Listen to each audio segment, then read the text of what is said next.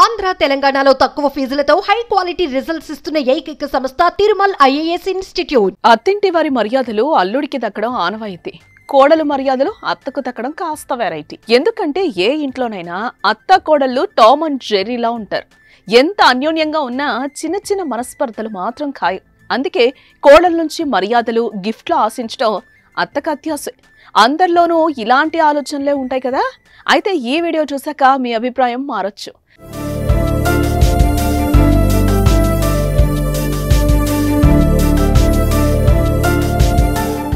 మర్యాదలకు మారుపేరుగా నిలిచే గోదావరి జిల్లాలో అత్తకి ఊహించని గిఫ్ట్ ఇచ్చి వార్తలు నిలిచిందో కోడలు.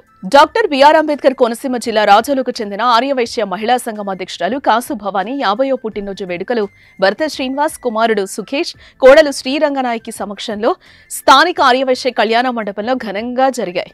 బంధుమిత్రులు భారీగా తరలొచ్చారు. తన అత్త భవానీ పుట్టినరోజుకు మరపురాని బహుమతి అందించింది కోడలు శ్రీరంగనాయకి. ఏకంగా ₹1,00,00,000 విలువైన గిఫ్ట్లు ఇచ్చారు. వాటిలో 50 లక్షల 50 రూపాయల 50 పైసల డబ్బులు, 28 లక్షల విలువ చేసే డైమండ్ నెక్లెస్, 100 గ్రాముల బంగారు బిస్కెట్, విలువైన చీరలు, పసుపు, కుంకుమ బహుమతిగా ఇచ్చారు. వీటి మొత్తం విలువ కోటికి తక్కువగా ఉండదు.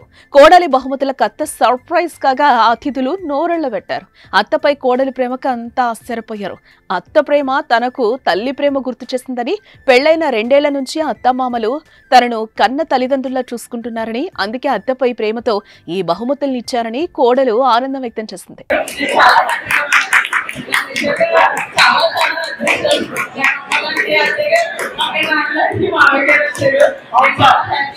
కాసు శ్రీనివాస్ భవానీ దంపతులది రాజోలు కాగా, Srinivas Razole chamber of commerce అధ్యక్షుడు, ఉమ్మడి తూర్పు గోదావరి జిల్లా ఆర్యవైశ్య సంఘ కార్యదర్శిగా ఉన్నారు.